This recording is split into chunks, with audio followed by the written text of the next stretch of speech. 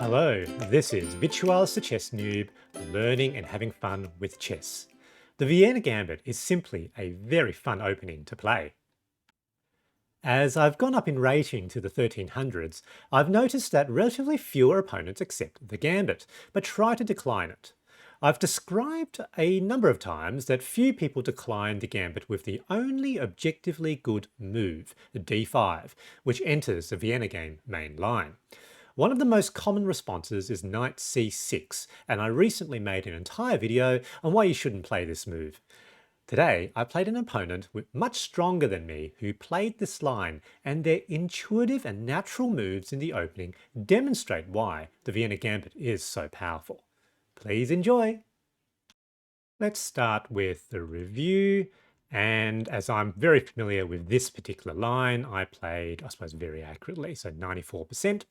And you can see the places where the opponent sort of stepwise made errors in the opening, leading to a sort of a commanding lead for myself that I managed to maintain until the end of the game.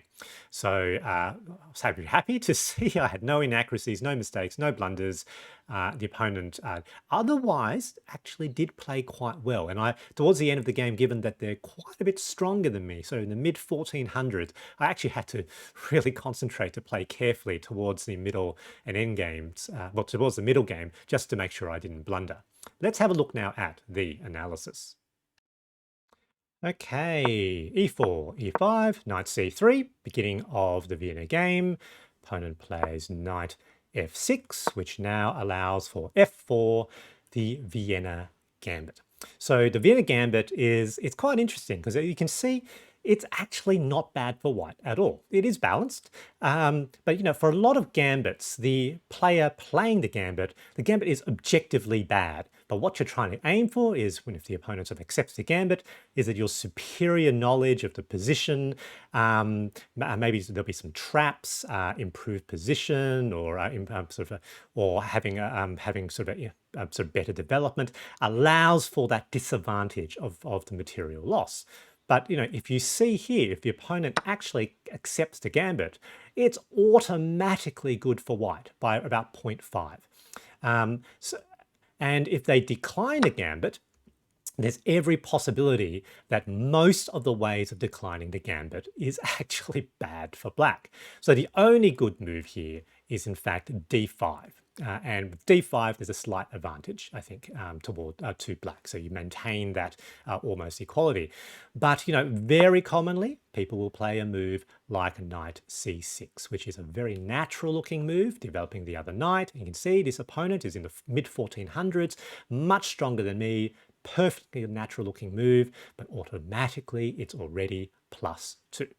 And the reason for that is you've got this very good move, very powerful move. Pawn captures pawn with an attack. And the thing is, the next series of moves are almost automatic because they're really obvious for black and they're really obvious for white. So they capture back. Then you've got d4 with an attack. So that knight must go to one of those two squares, but both of them are not too different. You still have the +2. And then white has e5 with the attack on the knight on f6. Now, at this point, the only good move, or the least worst move for black, is to undevelop the knight. Accept the loss of the pawn in the center, accept that white has captured the center, and undevelop the knight. It's such an unintuitive thing to do because our intuition would be to, look, I need to try to keep the knight on the board. I don't want to undevelop it. And so even though that this is the only good move actually to cut your losses, very commonly the only thing, if you take the mindset, I want to keep the knight on the board, would be to try to pin that pawn to the king. But look at that, from +2 to +4, and because I now have the move queen e2, which firstly unpins, and with a move, the queen is potentially lost. Now, again, at this point, very commonly, you want to keep the knight on the board. You don't want to lose it. So they bring another attacker. So move pawn d6. But, now it goes from +2, +4, +6. This is just how strong, and these are all natural looking moves for black. At this point, white can just cash out, take the knight. The queen is now pinned to the king, which now forces a queen trade. And at this point, you can capture the opponent's queen with either bishop or knight. It doesn't make a big difference. You're +5.5, +6, sort of in that sort of territory. The opponent's probably going to capture that pawn back. And at the end of that sequence, you are full up a piece. The opponent has doubled pawns.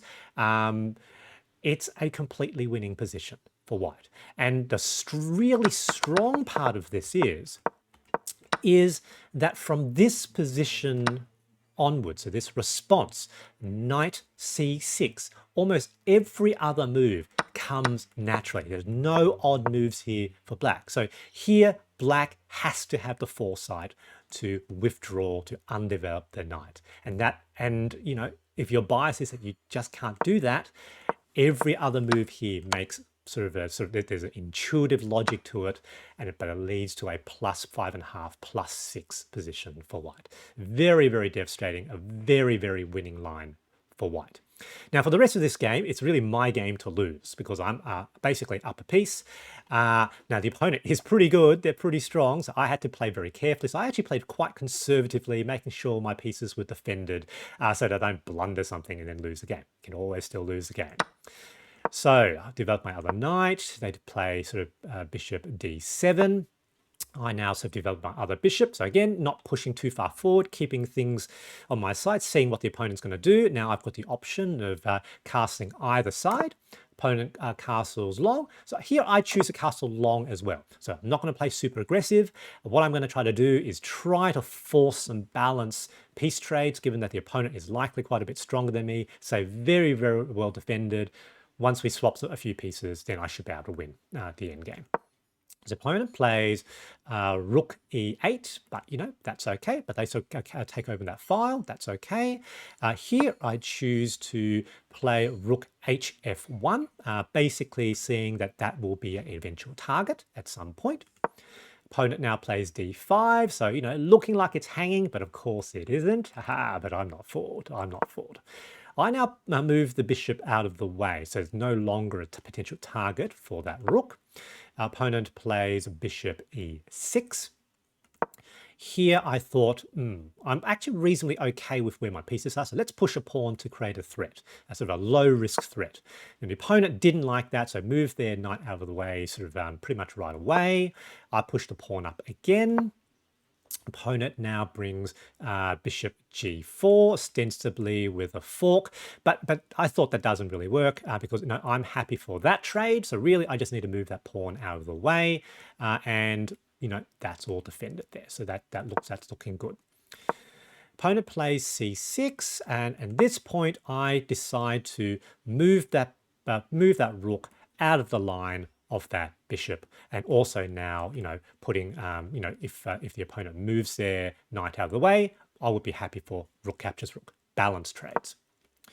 Opponent moves their king to d8, so I was supposed to provide an extra defender. That's fine. I now play knight h4 because I thought there's some nice potential for balance trades here, and maybe even potentially fairly forcing. They move their knight out of the way with an attack on my pawn on h6, but now nothing defending.